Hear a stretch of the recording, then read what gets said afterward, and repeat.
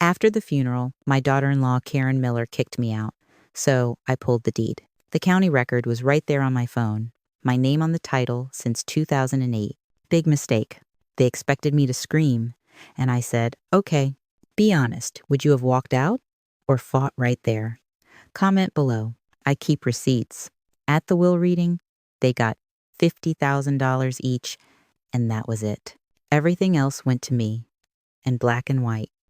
And while they were moving into their house, I checked into a motel off I-95.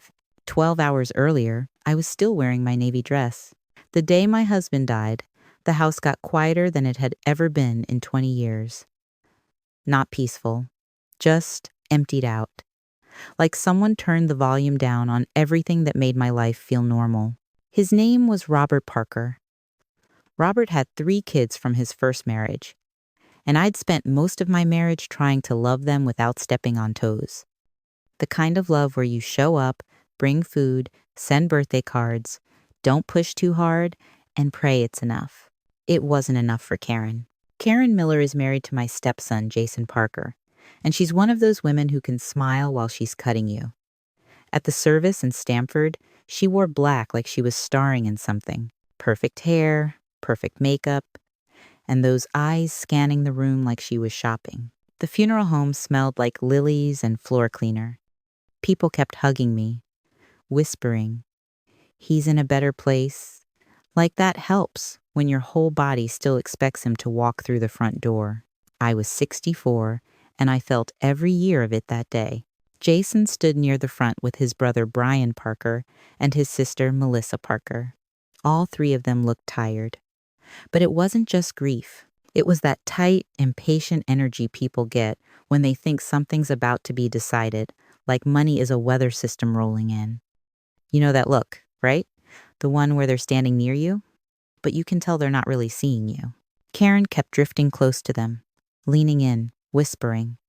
Every time she did, Jason's shoulders tensed up. He'd glance at me, then look away like he didn't want to get caught. Wrong move. After the service, people came back to the house. Our house. Suburban Stamford, the kind of street where everyone has the same mailbox and the same trim on the windows. Robert had loved this place. He loved his grill, his Saturday mornings, his routines. I watched a cousin's hand glide across my dining table like she was testing the finish. I watched another relative stare at the framed photos on the wall a little too long. And I'm not saying everyone there was greedy. Some folks were genuinely kind. But the ones who weren't, they had a way of acting like grief was an inconvenience they had to get through before the real conversation. In the living room, I heard Karen's voice cut through the background noise, soft but sharp. So what happens now? Like practically. Jason murmured something I couldn't catch. Karen's smile didn't reach her eyes. I'm just saying he wouldn't want things messy. She said messy like she meant me. I kept doing what I'd been doing all day, nodding, accepting condolences, serving coffee I didn't taste. I remember standing by the counter with a tray of little sandwiches someone brought over, and my hands were steady in a way I didn't understand yet. Quiet doesn't mean weak. As the sun dropped, people finally started leaving. Cars pulled out, taillights blinking down the street. The house smelled like casserole and perfume and funeral flowers dying in vases. By the time the last guest left, I thought I'd get a moment alone. Just me and the silence and maybe the chance to fall apart. Instead, I got an ambush. Karen came into the kitchen first, heels clicking on the tile.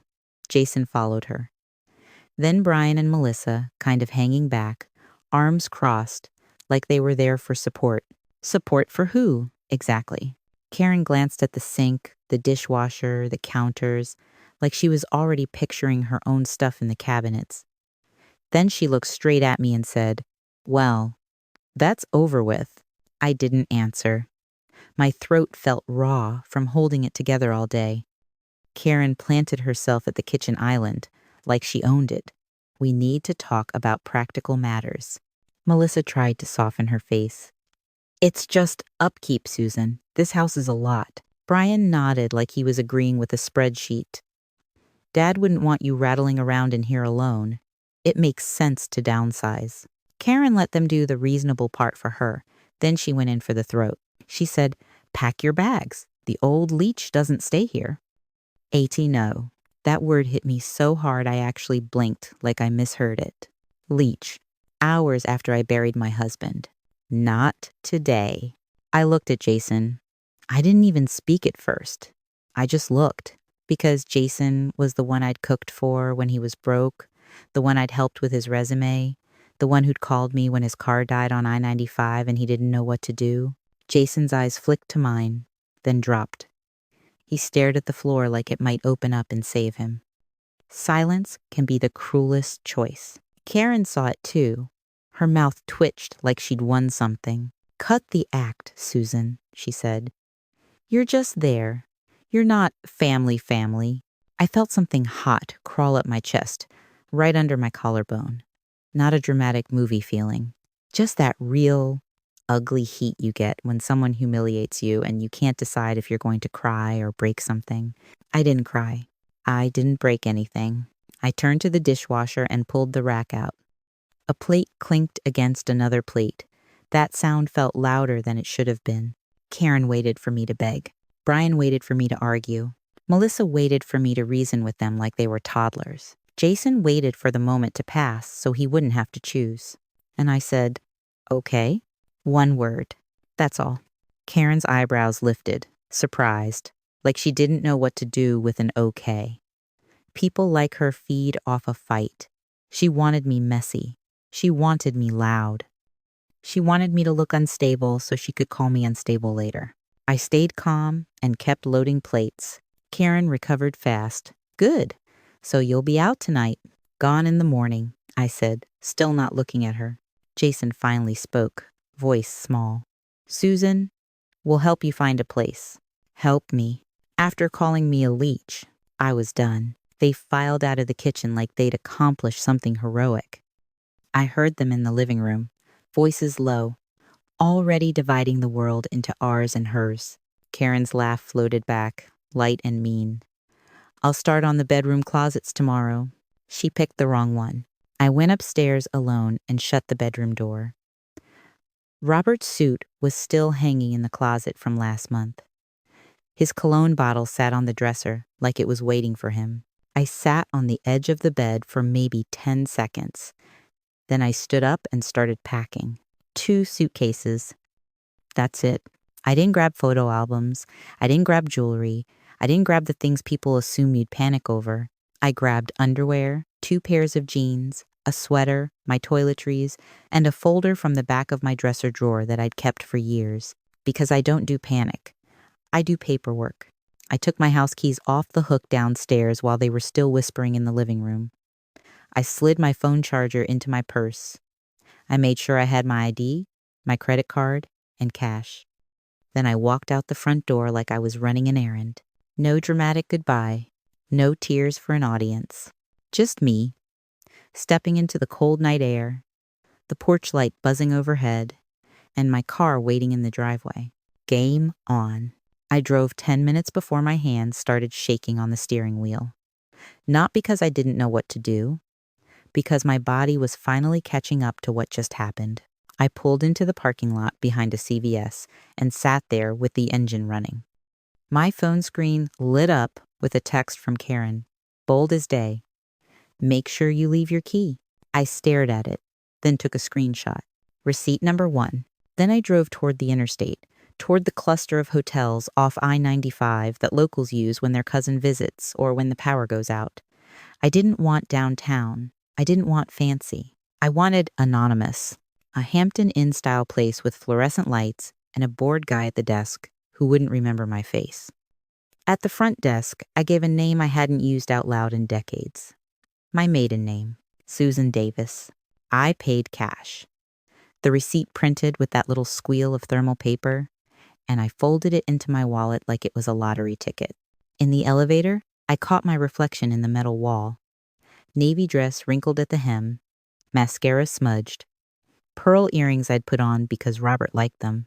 I looked like a widow. Karen had counted on that. Inside the room, I set my suitcases on the bed and didn't even sit down. I plugged my phone in, then pulled up the county records website on my browser. Some people don't know this, but Connecticut public records are a beautiful thing if you know where to look. I typed in our address and waited for the page to load. There it was. Owner, Susan Parker. Recorded 2008. I stared at my own name like it was brand new. Because in that moment, it wasn't just a name. It was a lock. It was a door. It was the ground under their feet. I took a screenshot of that too. I keep receipts. Then I made one phone call. Not to a friend, not to family, not to Jason, to an attorney. His name was Thomas Green. He'd handled paperwork for Robert's business years ago, and more importantly, he knew me. Not me as Robert's wife, me as me. He answered on the second ring, sounding tired. Susan, it's me, I said. My voice was steady, even though my hands weren't. I need you to meet me tonight. Somewhere private. There was a pause. Is everything okay? No, I said, but I will be. Thomas didn't ask for details on the phone. Good attorneys don't. He just said, text me the hotel address. I'll be there in 45 minutes. While I waited, I opened my notes app and started listing what I had. Karen's text, the county deed screenshot, the time of the confrontation, who was present, what exact words were said, because if you ever end up in court, feelings don't matter. Words do. At around 10:38 p.m., there was a soft knock at my door. Thomas Green stepped in with a leather briefcase and that calm face attorneys get when they're already running outcomes in their heads. He took one look at me and said, "Tell me." So I told him. The funeral, the kitchen, the insult, the demand that I leave my own home. Jason, looking at the floor. When I repeated Karen's line, Thomas's mouth tightened. She said that. Tonight, I confirmed. Thomas set his briefcase on the little desk by the TV and clicked it open. Inside were folders, tabs, clean paper. Order in a moment that felt anything but orderly. He pulled out one document and slid it toward me. First thing, you're not guessing about the deed. It's yours. I glanced at it, and there it was again. My name, recorded years ago. Thomas tapped the page. Robert refinanced in 2008. You put capital into it. Title moved. That house is legally yours, Susan. I echo. My throat tightened. So what they just did, they can't do, he said. Not legally, not even close. He flipped to another folder. Second thing, the accounts. The transfers Robert made years ago. The ones you insisted on doing the right way. I didn't smile, but I felt something settle in my chest. Karen had no clue what she was stepping on. Thomas looked at me over his glasses. If you want, I can have a sheriff's deputy escort them out tomorrow. That was my opening. The clean move. The fast move. And I thought about it. I really did. But I also thought about Karen's face when she said, leech. I thought about how confident she sounded. Like she'd done this before. Like she'd practiced it. I wanted her comfortable. I wanted her careless. So I shook my head. Not tomorrow. Thomas's eyebrows rose slightly. Susan, I want them to move in, I said. I want them to touch things.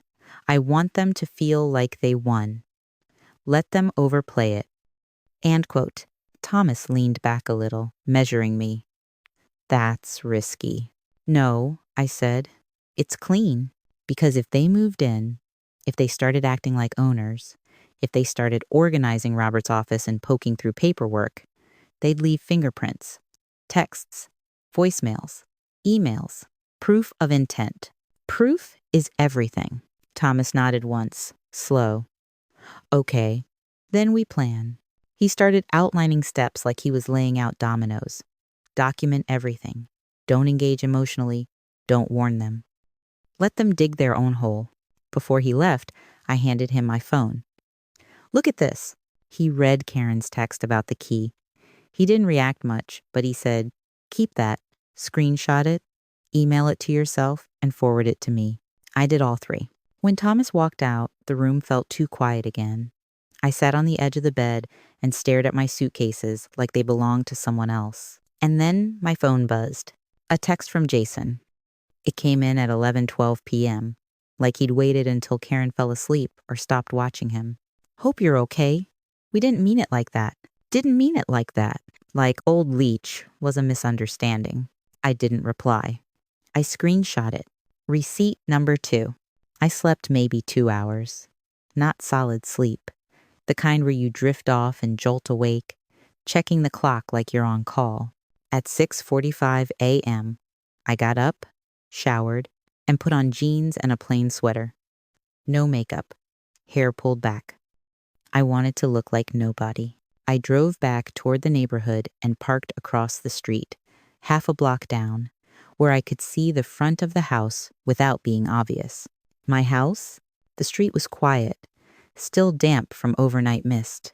And then, right on schedule, a moving truck rolled up like a parade float. A second truck followed. Karen came out onto the front porch holding a coffee cup like she was the Queen of Stamford. She started pointing, directing movers with her hands, laughing when something didn't fit. She didn't look sad. She didn't look guilty.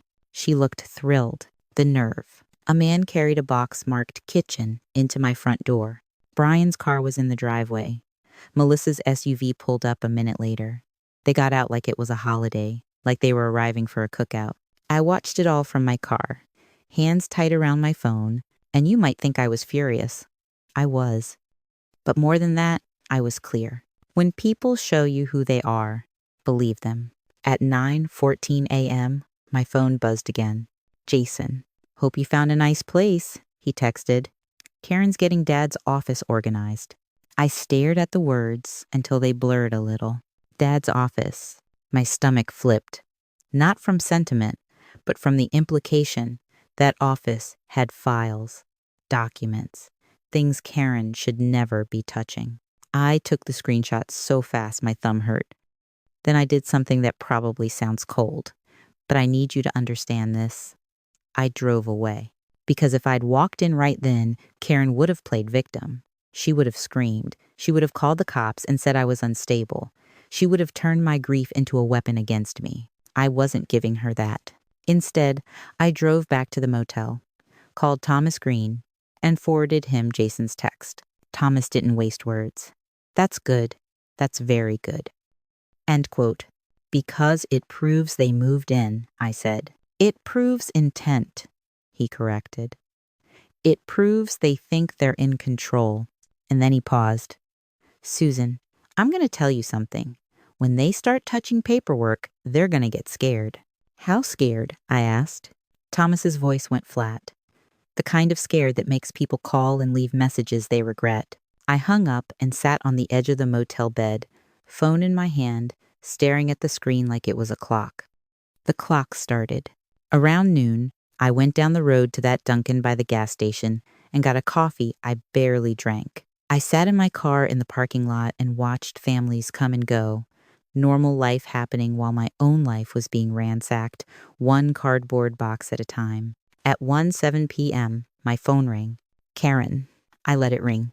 At 1:09 p.m., she called again. I let it ring. At 1:12 p.m., she called a third time, and then the voicemail notification popped up. My thumb hovered over it for a second, because I already knew what was coming. I hit play. Karen's voice came through the speaker, suddenly less confident. Susan, we found some paperwork in Robert's office and it's confusing. It doesn't make sense. Call me back. Her breathing sounded tight, like she'd been walking fast. She added, and don't do anything stupid, okay? We're family. Family. Now, after Leach? While I sat there in my car, Dunkin' cup sweating in the holder, and I listened to that voicemail twice more.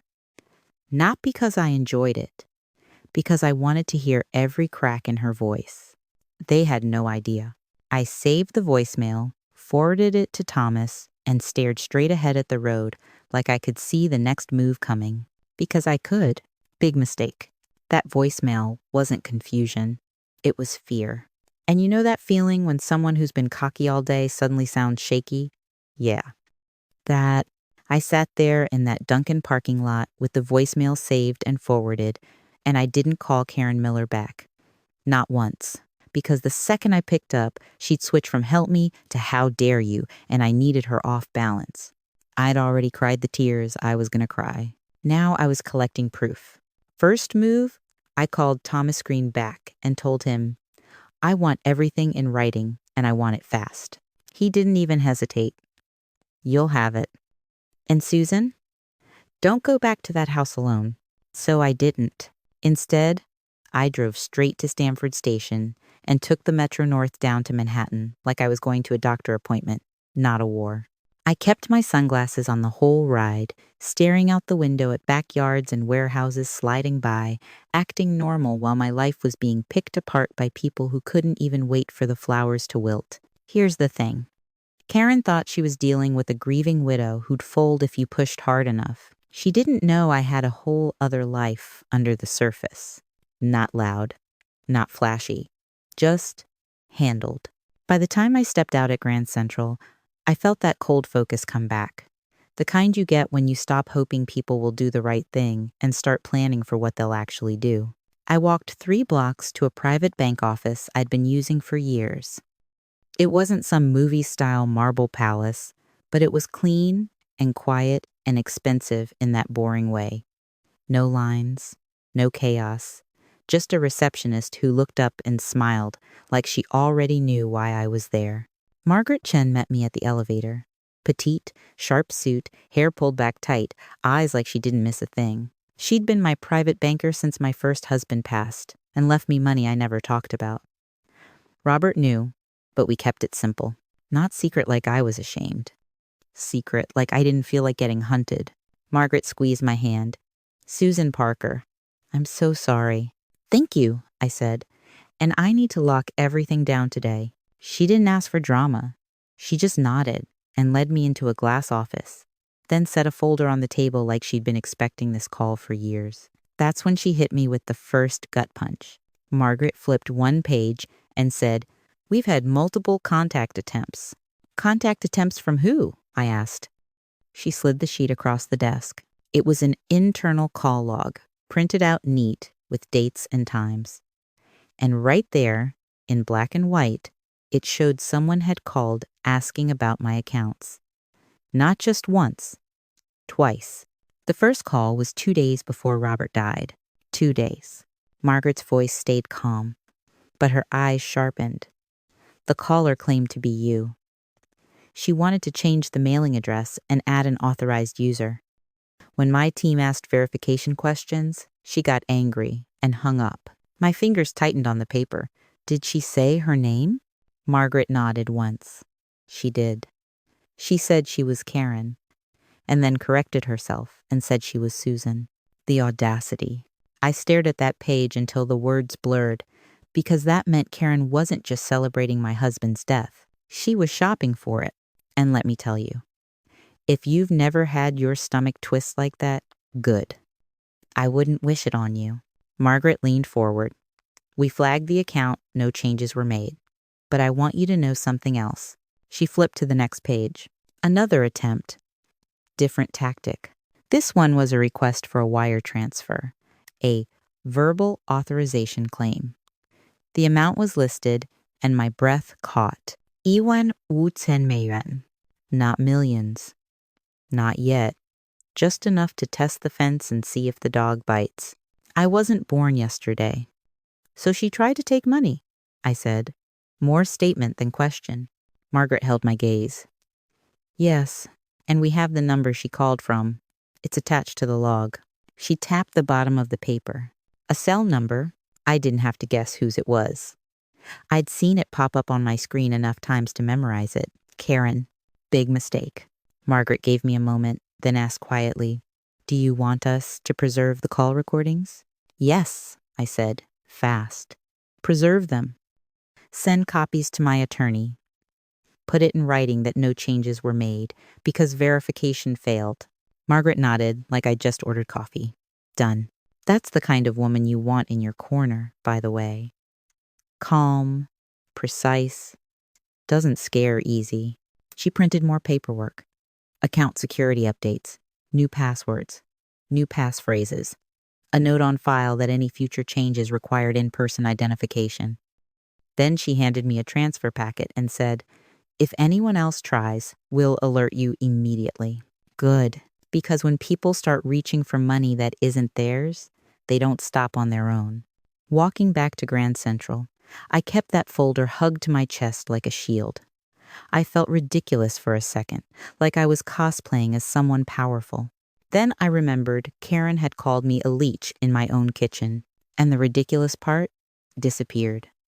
On the train ride back up to Stamford, my phone buzzed 3 times. A call from Karen, a call from Jason Parker, a text from Brian Parker that just said, "We need to talk." No, you don't. Not on your terms. I forwarded the calls to voicemail, screenshot the text, and kept my eyes on the window. Connecticut rolled by like nothing had happened, like my house wasn't being occupied by people who had no legal right to be there. When I got back to Stamford, I didn't go to the motel first. I went straight to the county clerk's office. Because the internet screenshot was nice, but I wanted the real thing. The stamped, certified copy that makes people sit down and shut up. The clerk's office smelled like paper and old carpet, fluorescent lights, a line of tired people holding folders, a lady arguing about her property taxes at the counter. Normal America. I stood there holding my purse tight, and I swear I felt like I was watching my own life from outside my body. Like, really? This is what it comes down to? A widow in a county building asking for a piece of paper so she can prove her own home is hers? Life is insane. When it was my turn, I slid my ID forward and said, "I need a certified copy of the deed for 47 Elm Street." The clerk didn't blink. She typed, clicked, printed, then stamped the page with that heavy, official thump that sounds like truth landing. She handed it to me and said, "That'll be $20. Best $20 I ever spent." I walked out of there with that deed in my bag like it was a loaded weapon. Then I called Thomas Green and told him, "I've got the certified deed," and I went to Manhattan.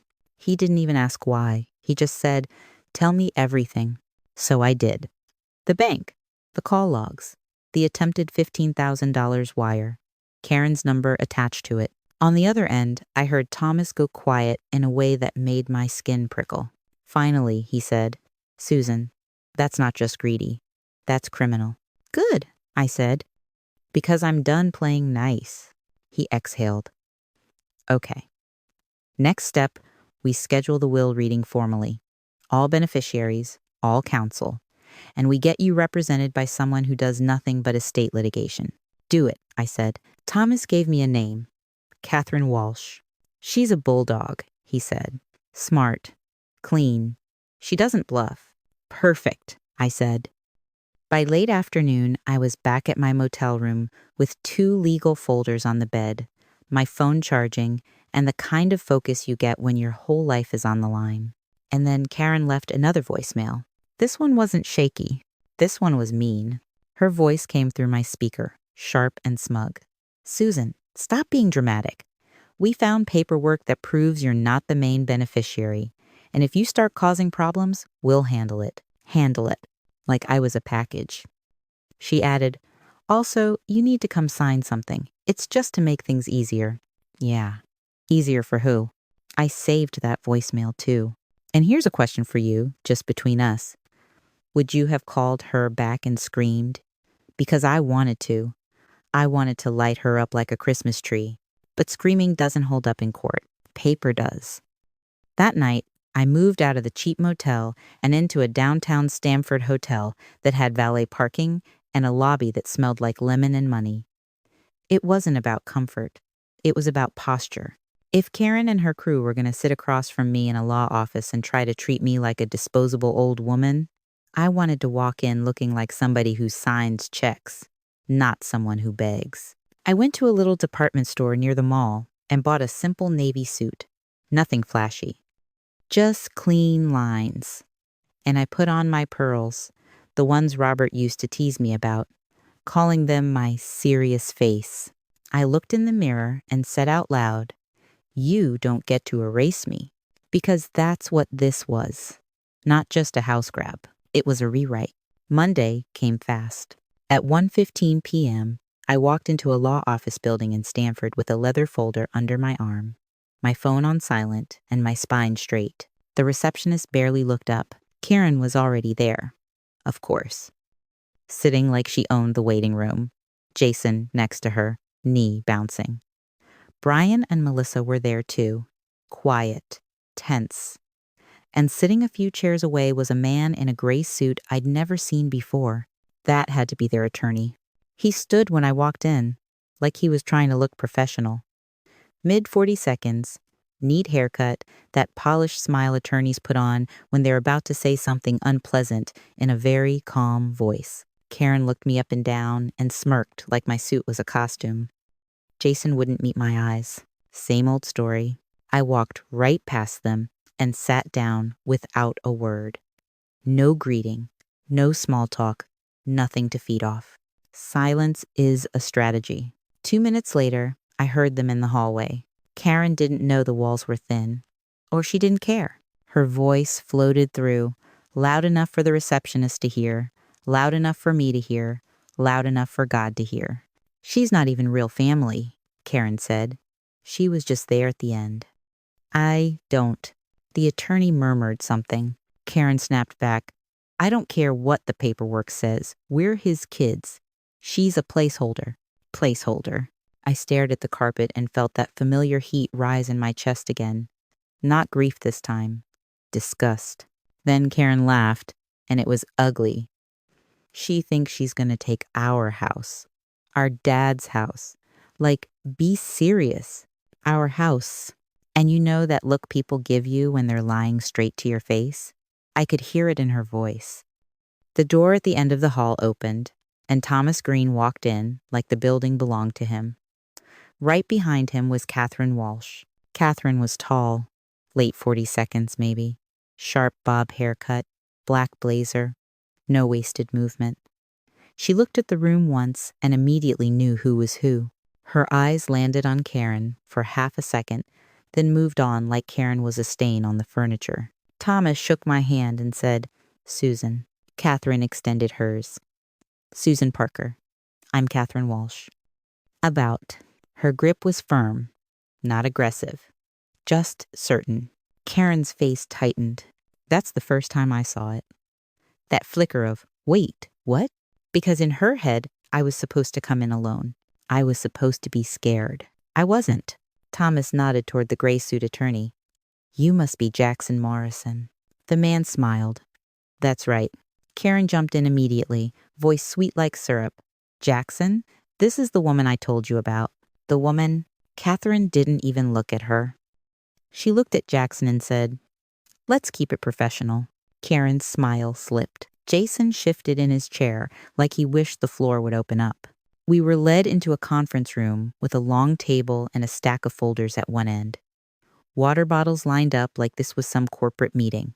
It was, in a way, a meeting about who thought they could take my life and get away with it. At the head of the table sat an older man with silver hair and wire-rimmed glasses. Thomas introduced him. "Harold Steinberg," Thomas said. "He drafted Robert's will. He's here to handle the reading." Harold gave me a sad, respectful nod. "Mrs. Parker." Karen sat up straighter like she was ready to collect a prize. Before Harold even opened his folder, Karen spoke. "Of course she did. I just want to say," she began, "we're trying to keep this fair. Susan is emotional right now, and we don't want her making decisions she'll regret." Catherine leaned forward slightly.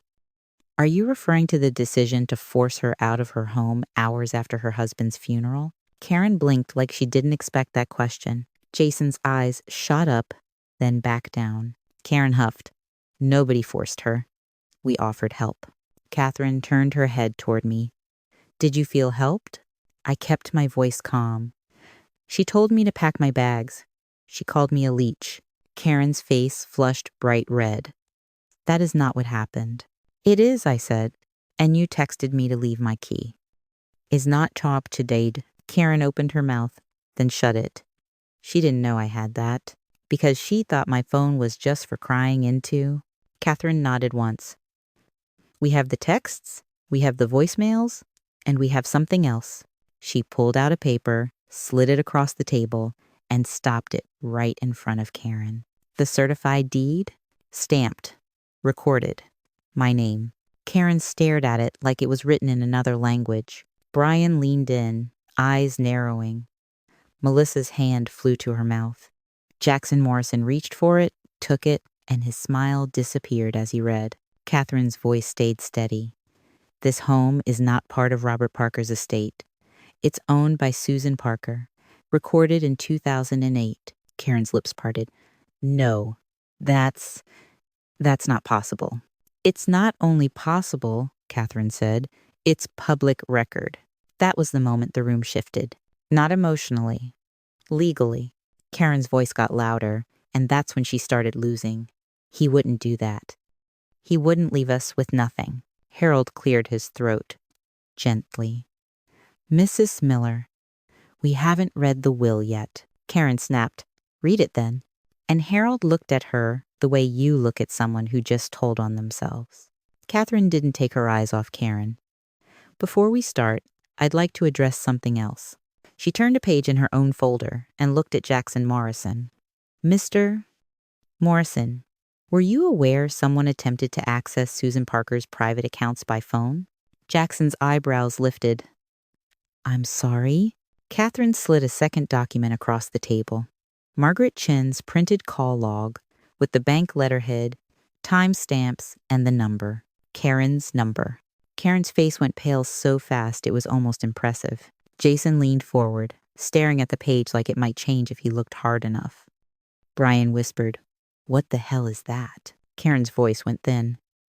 That's a mistake. Catherine's tone stayed polite, which somehow made it worse. The bank preserved the recording. They also noted the caller got angry when verification questions were asked. Karen looked at me, and for the first time since the funeral, her eyes had real fear in them. I kept my face calm, but inside, I was ice. Maybe I'm petty, but I'm petty with paperwork. Jackson Morrison swallowed. We haven't reviewed any bank matters. This is the first I'm seeing of it. Catherine nodded. Good. Then you'll understand why we'll be preserving it as evidence. Karen shot up from her chair so hard it scraped the floor. This is ridiculous. She's setting us up. Harold's hands went up slightly. Please, sit down. Karen didn't. She pointed at me like I was the one who committed a crime. You're gonna regret this, Susan. Catherine's eyes narrowed just a fraction. Threatening a witness in a legal proceeding isn't wise. Karen's mouth opened, then shut again. She sat down, shaking with anger. And you know what's crazy? That room full of lawyers and paperwork, and all I could think was how easy it would have been for her to just be kind, just once. Harold adjusted his glasses and finally opened the will packet. All right, he said, calm and formal. This is the last will and testament of Robert Parker. Karen leaned back, smug coming back like armor, like she still thought the ending belonged to her. Jason's knee bounced under the table, fast. Brian stared at the papers like he was trying to will them into saying what he wanted. Melissa looked like she might throw up. And while Harold began reading the first line, my phone buzzed softly in my purse. I glanced down, just enough to see the banner notification pop up. An email from Margaret Chen. Subject line, caller ID confirmation attached. My thumb hovered for half a second, then I opened it. There it was. A screenshot from the bank system showing the incoming call number, time, date, and the name on the account profile it matched. The call came in while Robert was still alive, and the caller ID wasn't just Karen's number. It was labeled with her name, Karen Miller. I looked up across the table at her. She was staring at Harold, waiting for money to fall into her lap. And all I could think was, this wasn't a spur-of-the-moment grab after a funeral. She'd been reaching into my life before the ground was even disturbed. It was worse than I thought. That email didn't just prove Karen Miller was snooping. It pinned her name to the phone call like a fingerprint. And if you've ever felt your whole stomach turn cold at once, you know exactly where my head was. Paper doesn't lie. Harold Steinberg sat at the head of the conference table with his folder open, reading glasses on, voice steady, like he was announcing weather. The room was too quiet for how many people were in it. Like everyone was holding their breath and pretending they weren't. Karen sat closest to him, shoulders squared, chin up, acting like she was the widow and I was the nuisance. Jason sat beside her with that tight jaw, eyes flicking between Harold and the door like he wanted to teleport out. Brian leaned back with his arms crossed, trying to look unimpressed. Melissa kept smoothing her sleeves over and over, like she could iron out what was coming. Catherine Walsh sat next to me, calm and sharp, a folder stacked with tabs in front of her. Thomas Green was there too, slightly behind, like backup. Jackson Morrison sat on their side with a legal pad and a pen he kept clicking, then stopping himself, then clicking again. He'd come in with that polite attorney smile, but the smile was gone now. He'd seen the deed. He'd seen the bank log. He knew something was off. Harold cleared his throat. As I said, this will was executed on March 14th, witnessed properly, and stored in accordance with our office procedures. Karen cut in, because of course she did. Just read it. Harold didn't flinch. He kept going. Formal language, short bequests, a donation to an animal shelter in Norwalk, a check to a church Robert had attended when he was young. Small stuff. Karen's fingers drummed on the table. She wanted the big numbers. Then Harold reached the part everyone was actually there for.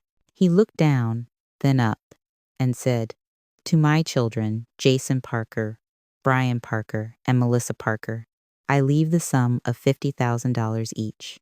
Silence. Not a soft silence either. A slap. Brian blinked like he didn't understand English. Melissa's eyes widened, and her lips parted, but nothing came out. Jason's knee stopped bouncing for the first time all day, like even his body went, "Wait, what?" Karen's head snapped toward Harold. "Excuse me?" Harold repeated it, slower, as if she was hard of hearing, not greedy. 50, Karen said, voice rising. $50,000? Jason finally spoke, rough and low. "That's it?" Harold didn't answer the emotion. He answered the document. "That is the bequest to each child. Yes." 8. Karen leaned forward so fast her chair squeaked. "That's not possible. Robert wouldn't." Harold's eyes stayed on the paper. "Mrs. Miller, I'm reading exactly what is written." Karen looked at Jackson Morrison like he was supposed to fix reality. Jackson's face was tight, controlled, like he was already calculating damage. "And look, I'm not going to pretend 50,000 is pocket change. For a lot of families, that's life-changing. But for 3 adults who were already acting like they deserved the whole world, that number hit like an insult." Karen's voice got sharp. "Read the next part." Harold turned the page. "To my wife, Susan Parker, I leave the remainder of my estate, including all properties, investments, business interests, and personal effects not otherwise specified herein." That sentence sat in the air like smoke. Melissa's hand flew up to her mouth. Brian's face went stiff. Jason stared at Harold, like Harold had personally betrayed him. Karen's eyes went straight to me, full of rage, like I'd written it myself. Catherine didn't even look surprised. She just sat there, hands folded, watching them collapse in real time. Karen slammed her palm on the table. She didn't earn any of it. There it was. The real story she'd been telling herself. Catherine's voice was calm, but it carried. "This isn't about what you think someone earned. It's about what your father legally chose." Karen scoffed. He was sick. He wasn't thinking straight. Jason's eyes darted to mine, quick. For a second, I saw something in him that looked like guilt. Then it was gone, buried under Karen's anger. Harold held up a hand, like a traffic cop. "For the record, Robert Parker was of sound mind when he executed this document. He met with me privately. He answered every question clearly. Karen's laugh was ugly. Oh, come on. This is Asian all the stacktard, and I know what you're thinking. Would you have lost it right there? Would you have stood up and told her to get out of your face? I didn't, because I wanted them to keep talking. People say the dumbest, most useful things when they're mad. Karen leaned toward Harold like intimidation would change ink. So you're telling me she gets the house? Catherine slid in smoothly. The house is not part of his estate. Karen froze, confused for half a second. Catherine didn't stop. The property at 47 Elm Street is titled to Susan Parker, recorded in 2008, certified copy provided. And this is where it got fun. Catherine reached into her folder and slid the deed across the table, slow, controlled, like she was sliding a chess piece into check. It stopped right in front of Karen. Read the name, Catherine said. Karen stared down at it, eyes scanning, lips moving slightly like she was doing a math problem. Then her face shifted, inch by inch, from anger to disbelief. Brian leaned over her shoulder. His eyebrows shot up. What the hell? Melissa whispered. No. Jason's head dropped, then lifted again, like he was trying to wake up. Jackson Morrison reached for the deed, took it, and read it twice. His jaw tightened. He set it down carefully like it might explode. Karen shook her head hard. That's a mistake. That's fake. Harold spoke before Catherine could. It's not fake. Robert refinanced in 2008. Susan contributed capital. Title was changed. It's recorded with the county. Karen's voice went shrill. He wouldn't do that without telling us. Catherine's tone stayed even. You were not entitled to be told. Karen turned toward me, eyes blazing. You did this. I met her stare. I didn't do anything. It's been that way for years. Karen's lips curled. You're lying. No, I said. You just never asked him a question that wasn't about yourself. Big mistake. Karen's cheeks went red. She looked like she might actually lunge across the table, but Jackson touched her arm. Warning, she yanked away. Jason finally spoke to me, voice rough. Susan, why didn't Dad tell us? I didn't sugarcoat it, maybe because he knew exactly how you'd act. Jason flinched, like I'd slapped him. Catherine opened a second folder and slid another document toward Harold, then toward Jackson. And before anyone tries the she forged it route, there's more. Karen's eyes narrowed. Oh my God. It's no. Catherine didn't care about Karen's theatrics. She laid out papers like she was setting a table. These are LLC ownership documents. Susan Parker is the sole member. Jackson's pen stopped clicking. Brian leaned forward, trying to read. What is that? Catherine pointed to a page. An entity that holds multiple properties, 17 to be exact. Melissa's breath caught. 17? Karen laughed, but it sounded forced. That's insane. Catherine nodded once. Yes, it is. If you have a discern. Harold looked down at the pages, then back up at me, expression careful. Susan, do you want to address this? Here's the thing. I didn't want to tell them anything about my life. Not after the kitchen. Not after the word leech. Not after Karen tried to crawl into my bank account before my husband was even gone. But I also knew something important. Once you reveal the truth, you can't be bullied back into hiding. So I took a breath and said, Robert's estate isn't what you think it is. Well, Karen's mouth opened fast. Oh, here we go. I kept going anyway. Robert was successful. Yes, he ran a good business. People respected him.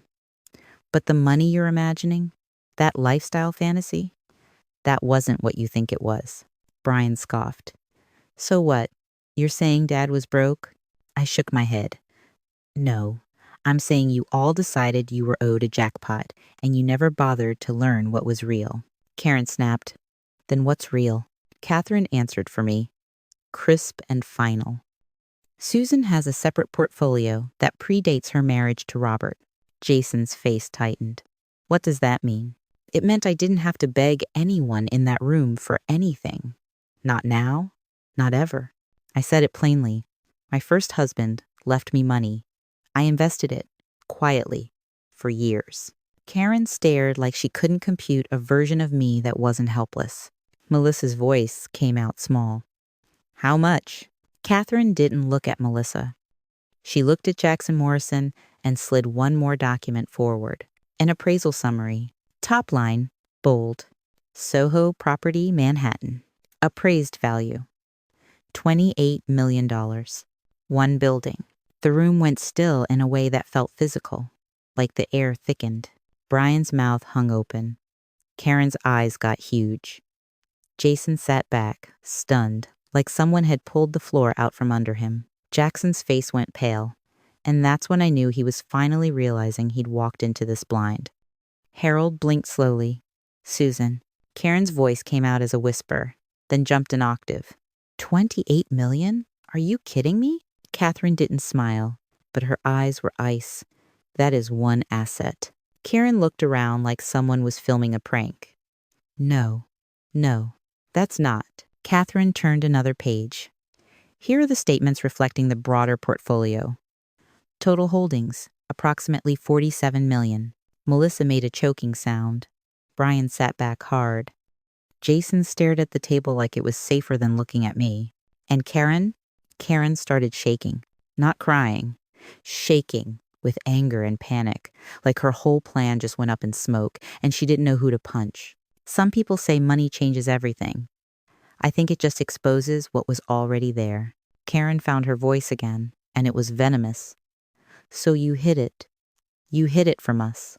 I didn't blink. You weren't exactly making me feel safe. Karen pointed at me. You're selfish. That money should have been shared with the family. I almost laughed. Almost. Because the hypocrisy was so thick, it felt like a joke. You said I wasn't family, I reminded her. Pick a lane. Jason's face twisted. Susan, come on. This is a lot. Catherine cut in. Calm. It is a lot. Which is why we're going to keep this focused. Harold cleared his throat again and said, just to clarify, Robert's will is clear. The bequests to the children are $50,000 each. The remainder goes to Susan. Karen snapped. This is wrong. We're his kids. Harold's tone stayed professional. And he made provisions for you. Karen's chair scraped as she half stood again. Provisions? That's insulting. Brian muttered. He screwed us. And there it was. The truth. Not grief, not love, just entitlement. Catherine leaned forward slightly, voice sharp as a blade. Your father did not screw you. He protected his wife from you. Karen's face went bright red. How dare you? Catherine didn't flinch. You removed her from her home hours after a funeral. You attempted to access her bank accounts. You moved into a property you do not own. Those are choices. Jackson Morrison finally spoke, voice tight. We're not conceding any wrongdoing. Catherine nodded. Good. Then we'll proceed formally. She slid a final document across the table. A typed letter, already printed, already signed. Notice to vacate, in bold at the top. Karen's eyes locked onto it like it was a snake. Catherine said, you have 72 hours to remove yourselves and your belongings from 47 Elm Street. Karen barked a laugh. You can't be serious. Catherine's voice didn't change. I'm very serious. Brian's head snapped up. Where are we supposed to go? Catherine shrugged. Minimal. That is not Susan's problem. Karen looked at Jason, like he'd fix it. Jason looked at Harold, like Harold would soften. Harold stared at his hands. Nobody rescued her. That was new for Karen. Catherine continued, if you refuse, we will file for eviction. We will request law enforcement presence for removal. And given the documented attempts to access Susan's accounts, we will also be preserving evidence for potential criminal referral. Karen's breathing got fast. Criminal? Are you threatening me? Catherine's eyes were cold. No, I'm informing you. Karen spun toward me, voice pleading and furious at the same time. Susan, don't do this. We're family. I leaned forward just a little. No, we're not. You made that clear in my kitchen. Karen's face twisted. I said things. I was upset. You were celebrating, I said. You moved in the next morning. Jason whispered, Karen. Karen snapped at him without even looking. Shut up. And if you've ever watched a marriage crack in real time, you know the sound. It's not loud. It's small. Sharp. The kind of moment you remember forever. Harold glanced at Jackson Morrison. Mr. Morrison, you'll advise your clients accordingly. Jackson forced a professional nod. We will review. Catherine pushed the notice closer to Karen. Clock starts now. That was it. Karen sat there staring at the paper like she wanted to set it on fire with her eyes. Brian looked like he might throw the chair. Melissa kept blinking fast, like she was trying not to cry. Jason looked sick. And me? I felt something settle in my chest that hadn't been there since Robert died. Control. The meeting broke messy, chairs scraping, papers shoved into folders, forced politeness. Karen stormed out first, heels loud in the hallway like a threat. Jason followed, head down. Brian and Melissa trailed behind, both of them refusing to look at me. Jackson Morrison lingered a second, his face tight. Mrs. Parker, we'll be in touch. Catherine nodded. Put it in writing. I see. We walked out together. Catherine on my left, Thomas on my right, like bookends. In the lobby, Karen spun around and charged back at me, stopping just short of my face. Her voice was low, shaking. You think you're so smart. I didn't step back. I think you're careless. Karen's eyes flicked to Catherine. This isn't over. Catherine's voice was calm, almost bored. It will be if you follow the law. Asked, if you dotas. Karen stared at me one more time, then turned and walked out like she was trying to keep her dignity from falling apart on the tile. Outside, the winter air hit my cheeks hard. My hands were cold, but my mind was clear. Catherine walked me to my car and said, we send this notice 3 ways. Email, certified mail, and service. Thomas added, and you don't go near that house without backup. I nodded. Fine. End quote. Because as much as I wanted to walk right into my living room and reclaim my space, I wasn't going to let Karen bait me into a scene she could twist. So we did it the clean way. Catherine emailed the notice directly to Jackson Morrison, with read receipt turned on. Thomas arranged a process server to deliver a physical copy to the house that afternoon. And Catherine sent certified mail too, because it's hard to claim you never got it when the USPS has a signature. Receipts on receipts on receipts. Back at my hotel in downtown Stamford, I sat on the edge of the bed with my shoes still on, phone in my hand, staring at the digital clock. It read 3:18 p.m., 72 hours. I wasn't doing this to be cruel. I was doing it because I refused to be erased. And if you're wondering whether 72 hours is generous, ask yourself this. Would Karen have given me 72 minutes? At 4:02 p.m., my phone buzzed. An email from Catherine. Subject, service confirmed. Attached was a photo from the process server. The notice in an envelope held up in front of my front door, like proof in a trial. Timestamp, visible. Address, visible. I saved it. Then another email came in, this time from Margaret Chen. Subject, call recording secured. She wrote 2 lines. Recording preserved, chain of custody documented, available upon subpoena. Good. Because Karen wasn't going to just slink away, not with her pride on the line. Around 6:30 p.m., my phone finally rang with a number I didn't recognize. It was Stamford Police. I stared at the screen for a second, then answered. A male voice said, Mrs. Susan Parker? Yes, I said, careful. This is Officer Reynolds with Stamford Police. We received a complaint. We need to speak with you. My stomach tightened. About what? There was a pause. The kind that tells you they're choosing words. He said, they're alleging you threatened them and attempted to unlawfully remove them from the residence. Of course they did. Karen's last move wasn't to leave. It was to play victim. Officer Reynolds continued. They also mentioned possible harassment and financial coercion. Financial coercion. I almost laughed. Almost. Because if Karen wanted to start throwing words around, I had a whole folder full of hers. I kept my voice steady. Officer, I have legal counsel. I have a certified deed. I have a formal notice served today.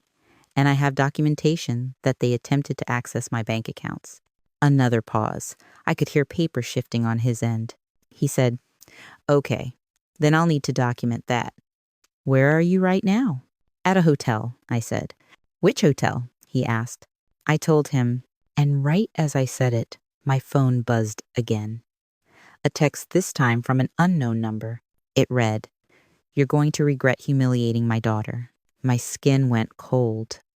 Because I knew exactly whose voice that sounded like.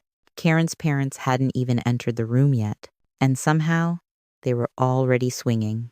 They hit back. She thought the cops would scare me. And if you've ever had somebody flip the script and call you the threat in your own mess, you know how your skin gets hot and cold at the same time. Officer Reynolds kept his voice neutral on the phone, the way they do when they've heard 3 versions of the same story already. Ma'am, we're just trying to sort out what's going on. Good, I said. Because what's going on is they moved into my house and then lied to you about it. He asked me to meet him in the hotel lobby. I didn't argue, and I didn't panic. I called Catherine Walsh first. Catherine picked up on the second ring. Tell me you didn't go over there. I didn't, I said. Police want to talk to me. Okay, she said, clipped. You do not speak to them alone. Put me on speaker when they arrive. And keep your documents in front of you. Thomas Green texted right after, like he'd been waiting for this shoe to drop. Bring certified deed. Bring notice to vacate. Bring bank letter. No emotion. So that's what I did. I laid everything out on the little hotel desk like I was setting up for a meeting, not defending my sanity. Downstairs, the lobby was bright and too cheerful. Holiday music was still playing softly, because the world doesn't stop for your personal disaster. People checked in with roller bags, smiling, while I sat in a chair with my folder on my lap and my phone in my hand like a lifeline. Officer Reynolds walked in with another officer behind him, both of them in uniform, both of them looking tired. He wasn't rude. He wasn't aggressive. He just looked like a guy who wanted paperwork to match the story. He asked, Mrs. Parker? Yes, I said. He motioned toward a little sitting area off to the side. We got a call from a resident at 47 Elm Street. They're saying you threatened to remove them and that you're trying to extort money. I almost laughed, but it came out as a short breath. They're the ones trying to take my home. He held up a hand. Okay. Do you have documentation? Yep, I said, and I slid the certified deed across the table. His eyes dropped to the stamp. He read my name. He read the date. He looked back up. The second officer leaned in and read it too. Officer Reynolds frowned. So you're on title. Since 2008, I said. And they moved in anyway. He asked, Why would they think they can live there? 'Cause my husband died, I said. And they thought grief meant I'd roll over. Officer Reynolds glanced at my phone. You said you have an attorney. I do, I said. She's on speaker. Catherine's voice came through clear and cool. Officer Reynolds, this is Catherine Walsh, counsel for Susan Parker. This is a civil matter with criminal elements, and we're preserving evidence. He sat back a little. That tiny shift you see when someone realizes this isn't going to be handled with a quick note on a clipboard. Catherine continued, You've been told Susan threatened them. In fact, her counsel served a lawful notice to vacate, and we have proof of service. We also have documentation of attempted unauthorized access to her bank accounts. Officer Reynolds' eyebrows lifted. Attempted access? I slid the bank letter across the table, the one Margaret Chen printed, with the call log and the timestamps and Karen's number. The second officer's face tightened. That's not great. No, I said. It's not. Officer Reynolds looked between the papers and me. Have you been to the residence since the complaint? No, I said. I've done everything through counsel, Catherine said, and we'd like this documented. Susan is not harassing anyone. She is asserting property rights. Officer Reynolds nodded slowly. Okay, I'm going to write this as a civil dispute with a request for documentation. If there's harassment, you call us. If there's trespass after a formal eviction, you call us. So basically, the cops weren't going to walk in and fix my life. They were going to file notes and step back until someone got dragged into court. That was the near defeat part, right there. The moment you realize the system moves at its own pace, and you're the one sitting in the mess. Officer Reynolds stood and said, "Ma'am, do you feel unsafe?" I thought about that unknown text. I thought about the audacity of Karen Miller. I thought about the way she'd said, "Handle it," like I was a problem to be managed. "I feel threatened," I said. "And I'm documenting it." He gave me a card. "Call if they show up here. Call if they contact you again." They left, and the lobby noise rushed back in like nothing had happened. A kid ran past with a balloon. A couple laughed at the coffee station. I sat there for a second and stared at the officer's card. Some people think calling the police is power. It's not. It's just noise when you've got paperwork. Back upstairs, my phone buzzed before I even got the door closed.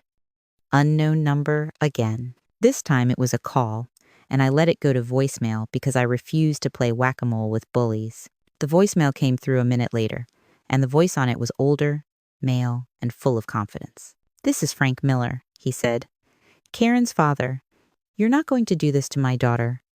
You're going to sit down like an adult and sign what you need to sign." He didn't say please. He didn't say sorry for your loss. He spoke to me like I was his employee. He added, "If you don't, we'll make sure everyone knows what kind of woman you are. There are threats, and then there are promises." And that one sounded like a promise. I saved it and forwarded it to Catherine with one line. "Karen's father. New number. Threatening." Catherine called immediately. "Do not engage. If they show up, you call hotel security and police." "And Susan?" "I'm filing a formal harassment complaint if they keep this up." "Good," I said, "because I'm done being nice."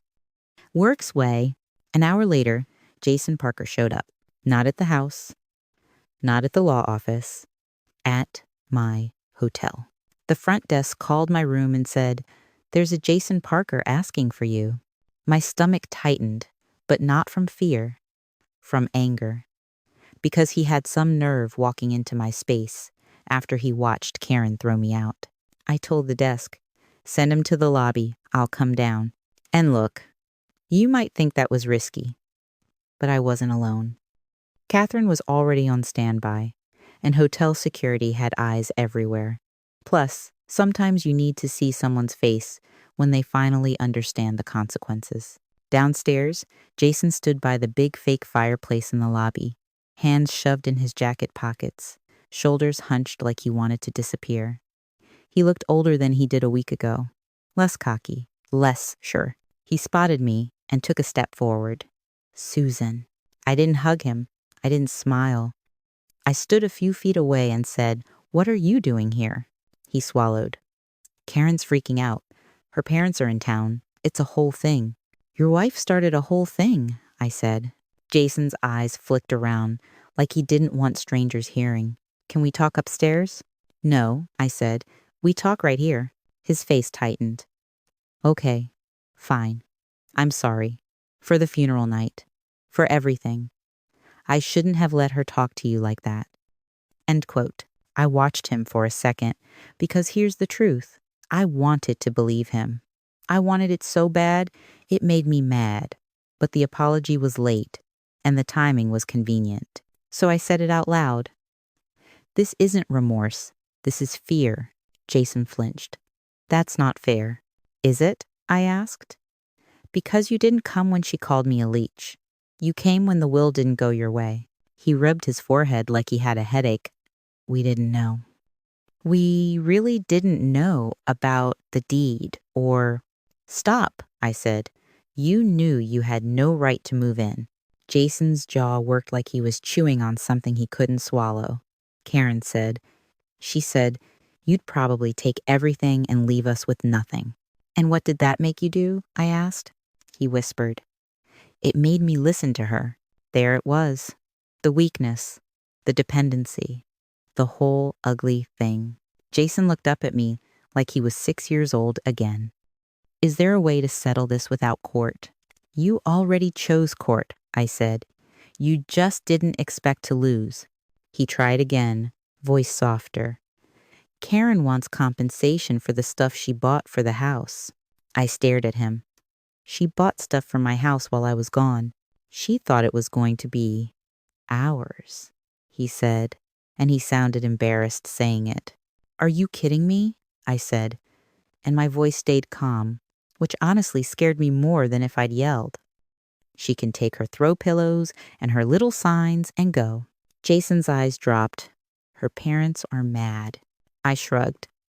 Let them be mad. He exhaled hard. Susan, they called the police. Karen called the police. I know, I said. And I gave them the deed. Jason's face went pale. You did? Yes, I said, because I'm not playing games. He looked around again, like he was worried someone was recording him. Good. He should be worried. Jason's voice got quieter. Karen says you're humiliating her. She humiliated herself, I said. And she humiliated you too. You just haven't admitted it yet. That one landed. I saw it on his face. Jason started to say something, then stopped. She found papers in Dad's office. She thinks you and Dad were hiding money. I didn't blink. Your father protected me from your wife. That's what he did. Jason's eyes got glossy, and for a second, I saw grief in him.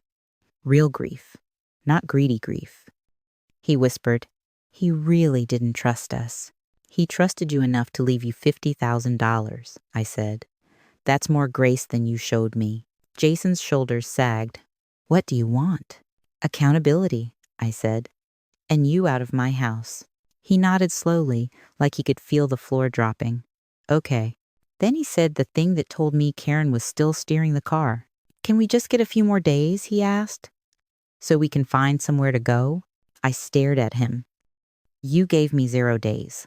Jason shut his eyes for a second, like he deserved that. He opened them and said, She's going to fight you. I know, I said. Jason took a step back. I should go. Yeah, I said. You should. He walked out of the lobby like a man leaving a job interview he didn't get. And I stood there watching him go, because a part of me felt sad. Then my phone buzzed, and the sadness evaporated. Karen texted, You're dead to us. Don't come near the house. My dad's handling you. I screenshot it. Then I blocked her number. That's not weakness. That's oxygen. Catherine called me right after. Jason came to you? He did, I said. Good, Catherine replied, because we're going to end this Friday at 6. You ready? Friday. That was the end of the 72 hours. The countdown had a timestamp, and Karen knew it. You know how it feels when you're waiting for a big confrontation and your whole body is wired all day? That was me on Friday. I didn't eat much. I drank too much coffee. I checked my phone every 5 minutes like it was going to bite me. At noon, Thomas texted, Process server confirmed delivery. Signed for. At 2, Margaret emailed again. Bank call recording archived. Caller ID tied to Karen. At 4, Catherine sent a simple message. Locksmith confirmed. Civil standby requested. Receipts stacking like bricks. At 5:30, Catherine met me in the hotel lobby with a slim folder and that same steady face. You okay? She asked. I'm mad, I said. She nodded. Good. Use it. So we drove to 47 Elm Street together, Catherine in her car, me in mine, and the locksmith behind us in a white van with his company name on the side. Local guy, calm, toolbox in the front seat. He looked like he'd rather be eating dinner with his family than walking into a family meltdown. When we pulled up, my stomach clenched. Because there were extra cars in the driveway, a silver Buick I didn't recognize, a minivan with out-of-state plates, and Brian's car, parked crooked like he'd rushed. Catherine glanced at the cars, then at me. They're gathering reinforcements. Let them, I said. The locksmith parked at the curb and waited, like a referee. Catherine walked up the front steps with me, and I put my key in the lock. It turned. Still worked. That was satisfying in a quiet, brutal way. We stepped inside, and the smell hit me first. Not my house smell, not Robert's coffee smell, not my laundry detergent smell. It smelled like Karen's perfume and some new candles she probably bought to mark territory. In the living room, they were all sitting like a committee. Karen in Robert's favorite chair, legs crossed, arms draped over the sides like a throne. Jason on the couch beside her, face tight. Brian standing near the window with his arms crossed. Melissa perched on the edge of a chair like she wanted to bolt. And on the love seat, two strangers, older, dressed like they'd come to court. Karen's parents, Frank Miller and Linda Miller. Frank stood as soon as he saw me, chin lifted, already angry. Linda stayed seated, lips pressed together, eyes darting around the room like she knew this was about to get ugly. Karen smiled, slow and mean. Well, look who's back. Just a mom. And I swear to you, it took everything in me not to slap that smile off her face. Instead, I stepped into the room like I belonged there. Because I did. I looked straight at Karen and said, "It is my house after all." Jason's face twitched. Brian made a sound under his breath. Melissa's eyes went wide. Frank's brows shot up like he couldn't believe I'd just said that out loud. Karen's smile tightened. "You're trespassing." Catherine spoke calmly. "No, she's not." End quote. Karen waved her hand like Catherine was a fly. "We've made improvements. We're not leaving without compensation." "Improvements," I repeated, looking around. There were throw blankets that weren't mine. A new rug that looked cheap. A big framed sign on the wall that said something about blessed. Karen had replaced my family photos with words. The nerve. Catherine opened her folder. "This is the notice to vacate. It was served. The deadline expired. You are required to leave." "It's dismant." Frank stepped forward, voice loud. "Who the hell do you think you are, coming in here and bullying my daughter?" I looked at him. "I'm the homeowner." He scoffed. "No, you're not. Robert's kids live here." Brian chimed in, bitter. "It's Dad's house." "Was," I said. "And it's titled to me," Karen snapped. "That deed is a trick. It's some legal loophole." Catherine didn't blink. "It's recorded with the county. It's not a trick." Frank pointed at me like I was the criminal. "Karen told us you were trying to steal from them." I laughed once, sharp. "Steal?" "I got kicked out hours after a funeral." Linda finally spoke, softer than Frank, but just as pointed. "Karen said you were unstable." I turned my head toward Karen. "Unstable. That's what you went with?" Karen's cheeks flushed. "You're making a scene." "Funny," I said. "You didn't mind making a scene in my kitchen?" Jason muttered. "Karen?" She snapped at him without looking. "Stop." Frank's jaw clenched. "Look, we're not leaving." Catherine's voice stayed calm. "Then, the locks will be changed with you outside or with you inside. Your choice." Karen barked. "You can't do that." Catherine nodded toward the front door. "The locksmith is on site. He's been briefed." Karen stood up fast, knocking a pillow onto the floor. "You brought a locksmith?" "I brought the law," Catherine said. "The locksmith is just the tool." Karen spun toward me, eyes wild. "Susan, you're being vindictive." End quote. I stared right back. You moved into the wrong woman's house. That landed harder than I expected. Linda's face shifted, just a flicker, like she finally understood what her daughter had done. Frank didn't care. He stepped closer, too close, and his voice went low. "You've got money. Just give them something and go away." So yeah, here's where people will judge me. I didn't soften. I didn't negotiate. I said, "No." Frank's face reddened. You're heartless. And I couldn't help it. I looked around the room at Karen and my furniture, at Jason sitting there like a hostage, at Brian acting tough, at Melissa looking guilty, and at these parents who flew in to defend their daughter's little home invasion. I said, Heartless is throwing a widow out after a funeral. Linda's eyes dropped for a second. Karen tried to pivot fast. We've been paying for groceries. We've been maintaining the place. We deserve reimbursement. Catherine held up a hand. If you believe you're owed money, you can file a claim in probate. You do not get to squat in someone's home. Brian scoffed. Squat? We're family. No, I said, and my voice stayed steady. You told me I wasn't. Karen's lips curled. You're just mad because you're alone. That one stung. I'll admit it. It wasn't clever. It was just cruel. And for a second, my throat tightened. Then I looked at Catherine. And Catherine gave me the tiniest nod, like, don't take the bait. So I didn't. I pulled my phone out and said, Frank, you left me a voicemail. Frank froze. What? I saved it, I said. You threatened me. You said you'd tell everyone what kind of woman I am. Frank's face went hard. You're recording me? I'm documenting, I said. There's a difference. Linda's eyes widened. Frank, Karen snapped, stop talking to her. Frank glared at me. You're really going to do this?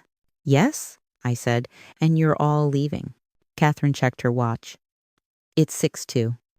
I quote, Karen threw her hands up. This is insane. Not really, I said. It's simple. Catherine raised her voice slightly toward the hallway. Sir, please come in. The locksmith stepped into the living room, polite, awkward, tool belt on. He looked at the crowd and then at Catherine like, You sure about this? Catherine handed him a paper. Owner is present. Deed verified. We're changing the locks. Karen's eyes went huge. You can't. The locksmith shrugged, lightly, not emotional. Ma'am, I just do the hardware. Frank took a step toward the locksmith. Absolutely not. The locksmith backed up instinctively. Catherine didn't move. Sir, you will not intimidate a contractor. Karen's voice cracked into a scream. Jason, do something. Jason stood up slowly, like his body was heavy. He looked at me, then at Karen, then at his dad's empty chair in my living room that Karen was sitting in. His voice came out low. Karen, we should go. Her head snapped toward him. Excuse me? Jason swallowed. We're not winning this. That sentence was the first honest thing he'd said in days. Karen stared at him like he'd slapped her. So you're just going to let her take everything? Jason's face tightened. It was never ours. Brian barked. Jason. Melissa whispered, Stop. Linda stood up. Finally. Karen, did you really kick her out after the funeral? Karen's eyes flashed. Mom, don't start. Linda's voice shook a little, but it held. Answer me. It is, and this is the part nobody expects. Karen didn't answer. She looked away. Because in front of her parents, with the deed and the lawyers and the locksmith standing there like a whole jury, she couldn't spin it anymore. Frank's face shifted, confused and furious. Karen? Karen snapped. It doesn't matter. Linda's eyes filled, not with sympathy for me exactly, but with the sick realization that her daughter had dragged her into something ugly. Frank's jaw clenched. We're leaving. End quote. Karen whipped around. No, we're not. Frank grabbed her arm. Enough. Karen yanked away. You're taking her side? I'm taking the side of not going to jail, Frank hissed. Brian muttered something I won't repeat, then stormed toward the hallway like he was going to pack in a rage. Catherine looked at her watch again and said, Calm as a timer. 20 minutes. Then the locks change. Karen glared at me with pure hatred. You're going to regret this. Maybe, I said, but not today. End quote. Jason stood there like he didn't know where to put his hands. I looked at him once and said, Take what's yours. Leave what's mine. His face crumpled for half a second. I'm sorry. Save it, I said. They moved fast after that. Not because they suddenly respected me, but because they realized the locksmith wasn't a threat. He was the clock. Karen stomped upstairs, ripping open drawers. I heard hangers clatter, doors slam. Brian hauled boxes out like he was moving out of a dorm. Melissa kept saying, "Be careful, that's hers," like she was trying to redeem herself in small ways. Frank and Linda stood awkwardly near the front door, watching their daughter unravel. "You want comment fuel? Fine. Would you have let Karen's parents watch it? Or would you have spared them? Because I'll tell you the truth. I didn't invite them. Karen did. She thought they'd scare me. Instead, they saw her." At 6:21, the locksmith stepped outside to start working. At 6:24, Karen came downstairs with an armful of stuff and saw him through the window. She shrieked, "He's really doing it." Catherine didn't even look up from her folder. "Yes." Karen charged toward the door, then stopped, like she realized she couldn't physically block a locksmith without turning this into handcuffs. So she tried the next thing. She pulled her phone out and said, loud, "I'm calling 911. "Go ahead," Catherine said. Karen actually did it. She stood in my foyer, in my house, and told the operator she was being illegally evicted. 10 minutes later, a patrol car pulled up. Officer Reynolds again. He walked in, took one look at me, took one look at Catherine, and his face did that little shift of recognition like, "Oh, it's you." Karen rushed him. "Officer, she's changing the locks. This is illegal." Officer Reynolds held up a hand. "Ma'am, step back." Karen kept talking anyway, loud and frantic. "We live here. She's harassing us. She's trying to steal."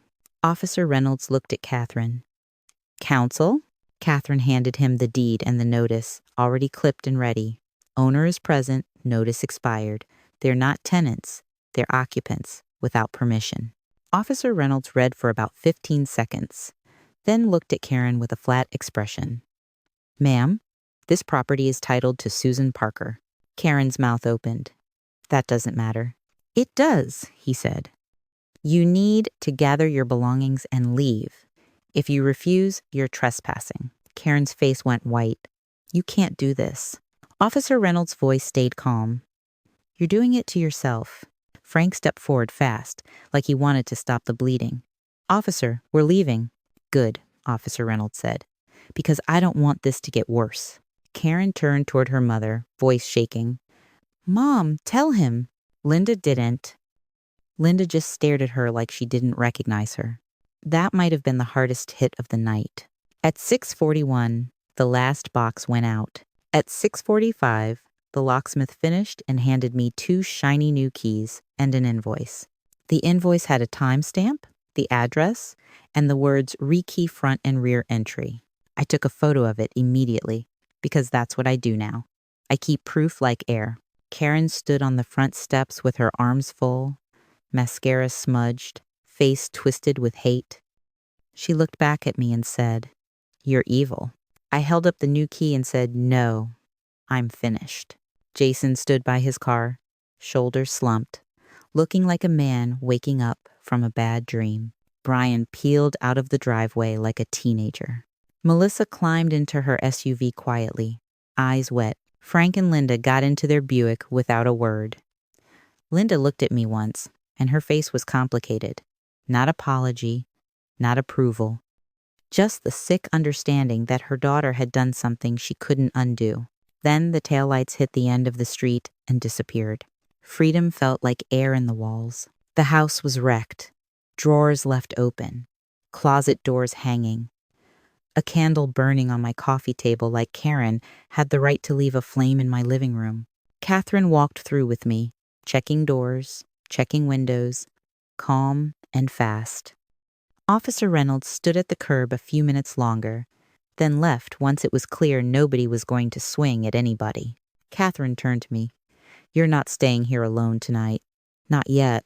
"I want to," I said. "I don't care," she replied. "Safety first." So yeah, I agreed. Catherine left, and I stayed long enough to do one thing I'd been dying to do. I walked into Robert's office. Karen had been in there. I could tell. The desk drawers were pulled out, papers were shuffled. A file cabinet was open halfway, like she'd been digging. And on the floor, half hidden under the desk, was a manila folder that didn't belong there. No label on the front, just a thick bundle, rubber banded. I crouched down, picked it up, and my hands went cold. Inside were printed emails, notes in Robert's handwriting, a copy of Karen's driver's license, a bank printout, a sticky note that said, in Robert's neat block letters, "If anything happens to me, give this to Tom." My husband had been watching her too, and whatever was in that folder wasn't about money. It was about guilt. I found the weapon. That folder in Robert Parker's office wasn't a clue. It was a confession. And if you've ever held a stack of papers that suddenly explains months of off feelings, you know how your hands go numb. Done playing nice. The next morning, Catherine Walsh met me at my kitchen table like it was just another Tuesday. Coffee cup, legal pad, calm face. She looked through the manila folder piece by piece, and her eyebrows kept lifting like she was climbing stairs. Printed emails between Robert and his CPA about missing deposits, a bank printout showing a new debit card request that Robert denied, a photocopy of Karen Miller's driver's license like someone had tried to use it as a key. And that sticky note in Robert's neat handwriting, "If anything happens to me, give this to Tom." Catherine set the note down and said, he knew she'd try. In an action, Thomas Green came over an hour later, took one look at the folder, and swore under his breath. "This isn't just family drama, Susan. This is fraud." So we did the thing people hate doing because it makes it real. We went to Stanford PD and filed a report. Officer Reynolds was there again, and this time he didn't look annoyed. He looked focused. Catherine handed him a packet with the bank call logs, the preserved voicemail from Karen's dad, the texts, and the process server photo. Then Thomas slid Robert's folder across like a final brick. Officer Reynolds flipped through it slowly, and his face went from civil dispute to, "Oh." He said, "We'll open an investigation." And that right there was the first real consequence. Not a lecture, not a warning, paperwork with a case number. Karen wasn't just emotional. Karen was a problem. The next couple weeks were a blur of locksmiths, trash bags, and me reclaiming corners of my own house.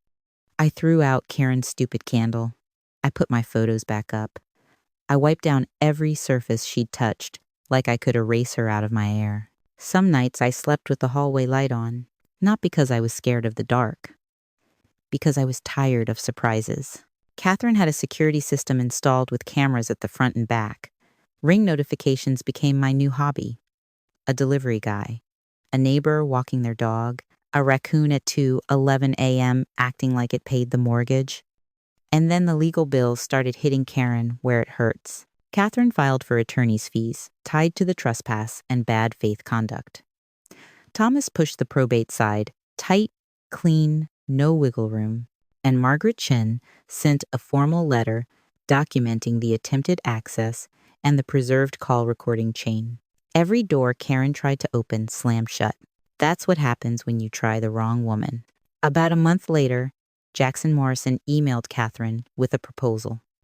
Not an apology, not accountability, a proposal.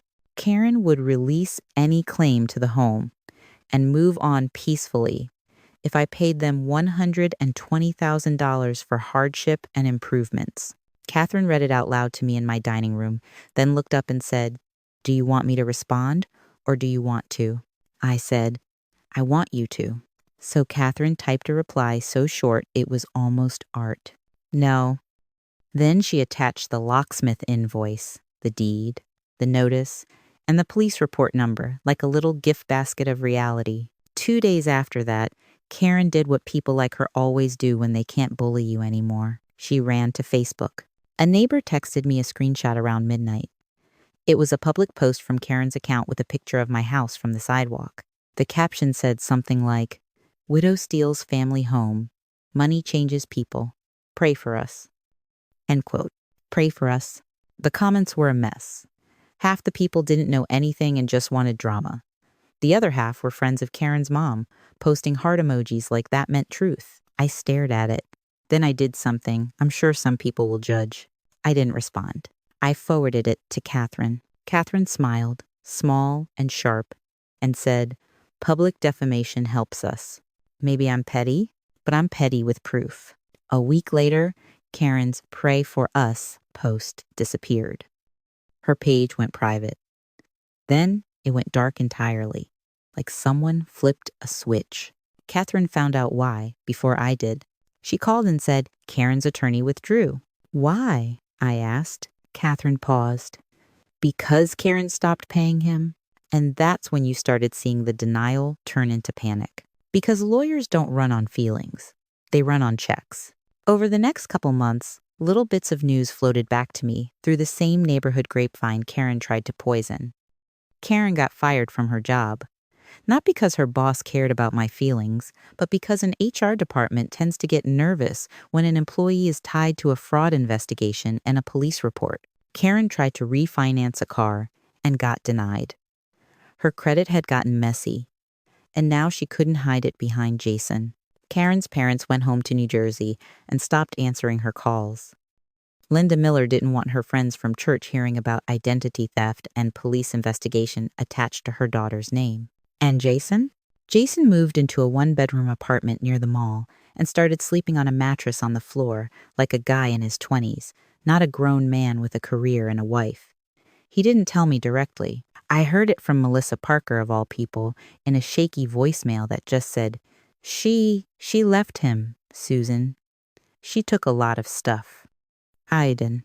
That was the social fallout. The legal stuff came next. At the end of the third month, Catherine called me and said, "We got a subpoena response from the bank." "What does that mean for me?" I asked. "It means the investigator requested the recording," she said. "And it means they're taking it seriously." The next day, Thomas texted one line, "DA's office is reviewing." So yes, Karen's little kitchen power trip had grown into something she couldn't cry her way out of. She wanted to play grown-up games. Now she was meeting grown-up consequences. 6 months after the funeral, I woke up early on a Saturday and walked out into my backyard with a mug of coffee and my robe pulled tight. It was one of those Connecticut mornings where the grass looks silver from frost and the sky is clear like it got scrubbed overnight. Robert used to stand out there in his slippers, staring at nothing, sipping coffee like it was a ritual. I stood in his spot and let myself breathe. Not happy, just steady. And then my phone rang. Unknown hospital number. You know how it feels when your stomach drops before you even answer? That. I picked up and a woman's voice said, "Is this Susan Parker?" "Yes," I said, already standing straighter. "This is Stamford Hospital. We have Jason Parker here in the ER. You're listed as his emergency contact." For a second, I didn't speak. I just stared at my backyard like it might explain why my stepson's name was coming at me through a hospital line. The nurse kept talking. "He was in a car accident. He's stable. We need someone to come down. And I know what you're thinking. You'd have every right to say no. He helped throw you out. He watched it happen. I did have that right. But the truth is messy. Jason didn't raise himself. I was the one who bought his school supplies when he was broke. I was the one who picked him up when his car died. I was the one who sat in bleachers at his dumb little company softball game because he asked me to come. So I said, I'm on my way. And if you're judging me, just be honest. Would you have gone? At the hospital, the fluorescent lights hit my eyes like a slap. The ER smelled like antiseptic and stale coffee. A security guard pointed me toward the intake desk, and the receptionist handed me a clipboard with forms like, "My grief had a password." On the top of the chart, I saw it in black and white. Emergency contact, Susan Parker. Receipt. They took me back to a curtained area where Jason was sitting upright on a bed, a bandage on his forehead, his left arm in a sling. His face was pale, eyes bloodshot, like he hadn't slept in days even before the accident. He looked at me and his mouth open, then shut, like he didn't expect me to show. He finally whispered, "You came." "I did," I said. "Don't make it dramatic." "I'm great." He gave a weak, embarrassed laugh that turned into a wince. My ribs feel like they're on fire. A nurse walked in, checked his vitals, then left us alone again. The curtain swayed slightly, and the beeping from other beds made this weird background rhythm, like life refusing to pause. Jason stared at his hands. Karen, she's not coming. I figured, I said. His eyes flicked up. How? Because she doesn't show up when it's hard, I said. She shows up when there's something to take. Or active. Jason swallowed, and I watched that land. He said, she left 2 months ago. Where'd she go? I asked. He shook his head. I don't even know. Her phone's disconnected. She blocked me on everything. He said it like he couldn't believe it. Like he thought the person who used him like a ladder would suddenly turn into a loyal partner. I wasn't surprised. I was tired. Jason's voice got rough. She told me it was my fault, that I didn't fight hard enough for the house. I stared at him. The house that wasn't yours. He nodded, slow, ashamed. I know. Then he looked at me and said, I didn't know how bad it was. The stuff she did, the bank call, the paperwork. I swear I didn't. Jason, I said steady, you watched her call me a leech. His eyes filled fast. Not a pretty tear, the ugly kind. He whispered, I know. And then he said the one thing he'd never said out loud before. You raised me, he said. You were there, and I let her treat you like trash. That hit harder than the car accident, because it wasn't about money. It wasn't about a deed. It was about that quiet betrayal in the kitchen when he looked at the floor. I didn't touch him. I didn't comfort him like a child. I just said, say it again, like you mean it. Jason's throat bobbed. I'm sorry. I was weak. I chose the easy path, and I hurt you. There it was. Accountability doesn't fix everything, but it tells you whether someone's capable of change. A doctor came in a few minutes later, talked about bruised ribs, concussion precautions, follow up with his primary care, no heavy lifting. Jason nodded like he was being told how to rebuild his whole life, not just his body. When the doctor left, Jason looked at me and said, Are you going to press charges? He didn't say against Karen. He didn't have to. I took a breath. I didn't press anything. I reported what happened. Jason flinched. I continued, what the DA does is what the DA does. His eyes closed for a second. She's going to say you're ruining her life. I stared at him. She ruined her life. Then I leaned in, voice low. She ruined yours too. You just haven't admitted how much. Jason's eyes opened, glossy. I don't want to be that guy anymore. Then don't, I said. But I'm not rescuing you. He nodded. I'm not asking you to. Good, I said, because my help comes with rules now. And that was the turning point for me. Not revenge. Not victory. Boundaries. So we laid it out. Plain. He could call me if he was in danger. If he needed a ride from the hospital. If he needed someone to tell him the truth when he was spiraling. But there would be no loan. No money talk. No moving into my house. No guilt trips. No dragging chaos into my peace. Jason nodded through all of it like each rule was a bruise he deserved. He asked quietly, Will you ever talk to Brian and Melissa again?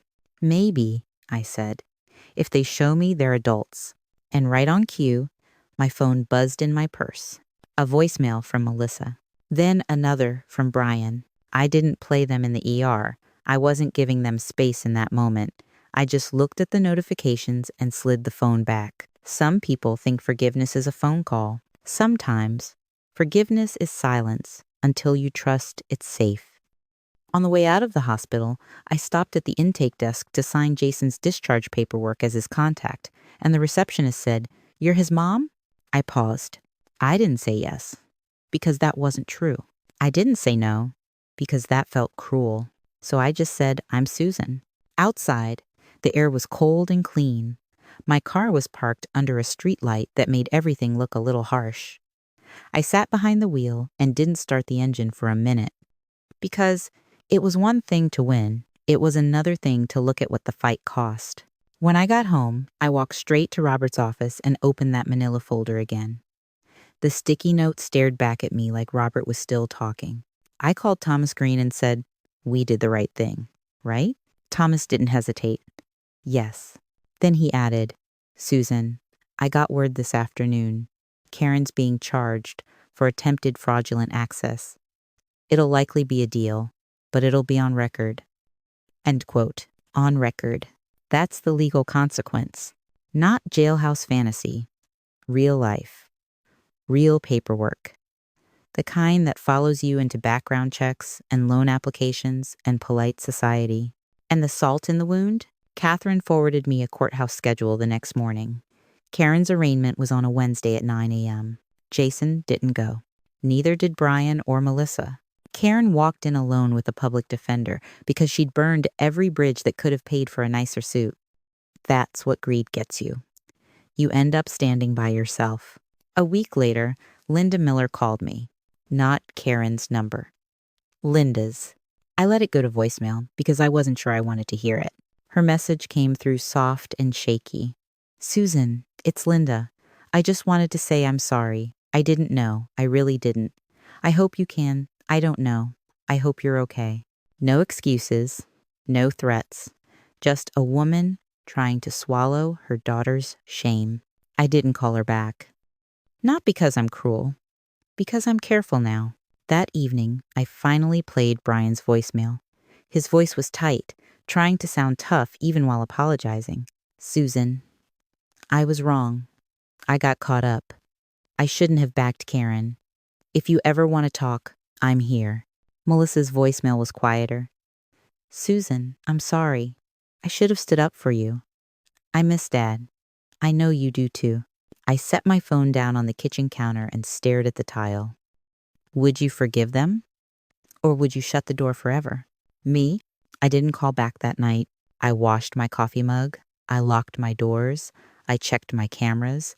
I went to bed in my own room, in my own house, and for the first time in a long time, the quiet didn't feel empty. It felt earned. If that ending felt good, hit subscribe. I've got more stories like this.